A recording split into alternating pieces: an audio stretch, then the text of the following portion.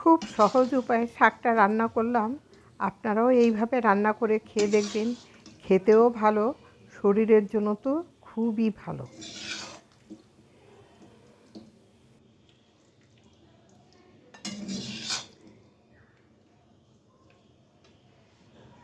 শ্রীমতী রান্নাঘর থেকে সবাইকে স্বাগত। আমি আজকে রান্না করব পালং শাক।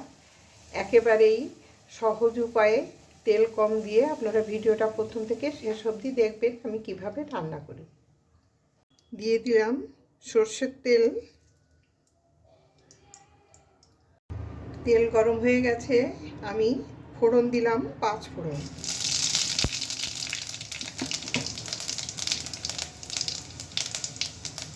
আমি এবার একে একে সবজিগুলো দিয়ে দেবো।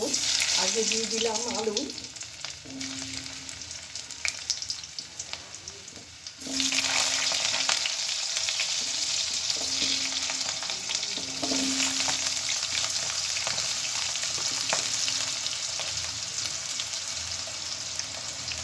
সামান্য নুন দিলাম,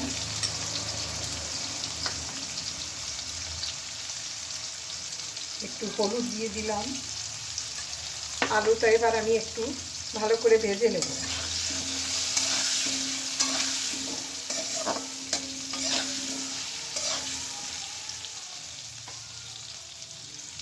আলুটা খানিকটা ভেজে নিয়ে এবার আমি দিয়ে দেবো শিম।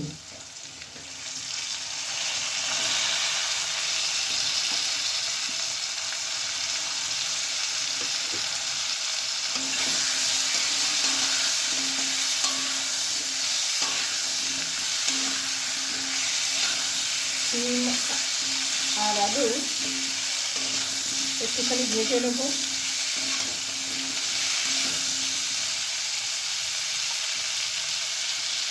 এবার আমি দিয়ে দেবো বেগুন।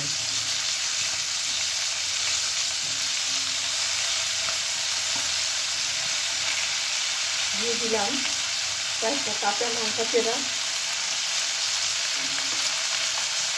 সব কিছু মিশিয়ে আবার একটুখানি ভেজে দেবো।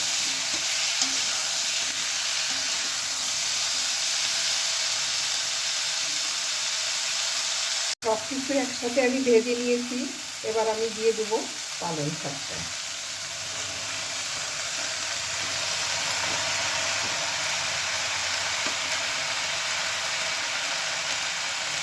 আমি একটু ঢেকে দেবো।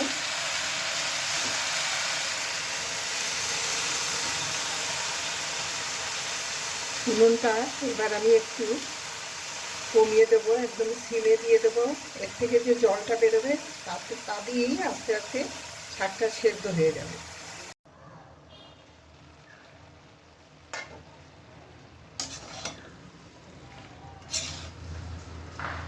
সমস্ত সবজি খুব ভালো সেদ্ধ হয়ে গেছে, আর আমার বেশিক্ষণ জাল দিতে হবে না। আমি একটুখানি নেড়ে চেড়ে নামিয়ে নেব।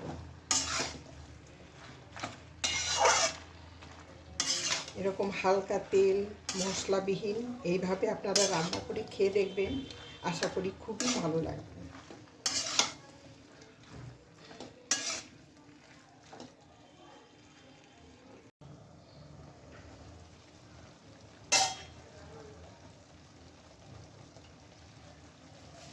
একটুখানি কাঁচা সর্ষের তেল দিয়ে আমি এবার নামিয়ে নেব।